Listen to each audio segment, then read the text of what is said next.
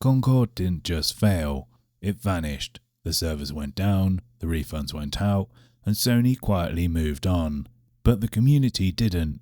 A small group of fans started rebuilding the game under the name Concord Delta, keeping it invite-only, running it on custom servers, and trying to preserve something that disappeared almost as fast as it arrived. And now Sony has stepped in to shut it down. Not with a blog post, not with a statement, with DMCA takedowns. Footage was pulled from YouTube, content creators hit with removals, and the message became clear without Sony ever needing to say anything out loud.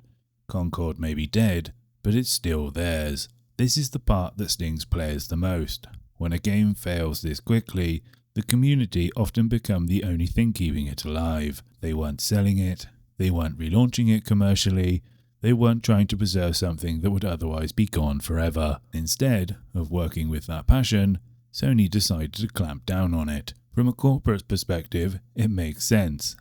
Concord is still Sony IP. Allowing a fan revival sets a precedent they probably don't want, especially with live service titles. But from a player perspective, it's a reminder of how fragile modern games really are. If a studio decides the game is over, that's it, even if a dedicated group is willing to carry the torch. What this situation really exposes is the gap between ownership and access. Players bought the game, played the game, invested in the game, but they never actually owned anything. When the servers died, the entire experience went with them, and attempts to bring it back, even out of love, can be erased with a form letter and a copyright strike. This is a story about the future of games that don't get a second chance. If a title disappears, should communities be allowed to revive it? Or is death of a game final, even when people are still willing to play? Sony has made its position clear. Whether the rest of the industry follows is the part that should worry everyone.